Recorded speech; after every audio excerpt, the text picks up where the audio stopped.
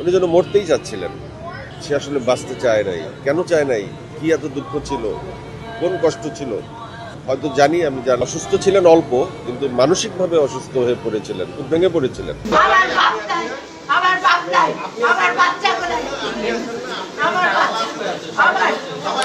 শামস সুমনের স্ত্রী সন্তানই তাকে মেরে ফেলেছে। উনি যেন মরতেই চেয়েছিলেন, সে আসলে বাঁচতে চায় নাই তার স্ত্রী সন্তানদের ব্যবহারে।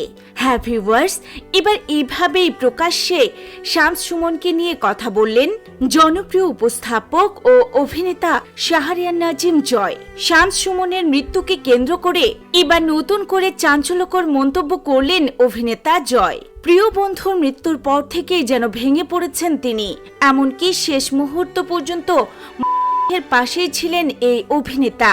এবং আমার মনে হয় যে আমি এমন একজন বন্ধুকে হারালাম, সে আমার সিনিয়র ছিল। জয় বলেন, সুমন আসলে ভেতরে ভেতরে অনেক কষ্টে ছিলেন। তিনি বাঁচতে চেয়েছিলেন, কিন্তু পরিস্থিতি তাকে বাঁচতে দেয়নি। তার দাবি, পরিবারের আচরণে মানসিকভাবে ভেঙে পড়েছিলেন শামস সুমন। বিশেষ করে স্ত্রী ও সন্তানদের সঙ্গে দূরত্ব তাকে একাকিত্বে ঠেলে দেয়। তিনি আরো বলেন, প্রচুর টাকা চাইতো তার স্ত্রী সন্তানেরা, কিন্তু একজন মানুষ তরুণ বয়সে যতটা আয় করতে পারে, বয়স বাড়ার সঙ্গে সঙ্গে সেটা সম্ভব হয় না। এই বাস্তবতাটা তারা বুঝতে চায়নি। এই চাপই তাকে ধীরে ধীরে মানসিকভাবে দুর্বল করে দেয় বলে মনে করেন জয়।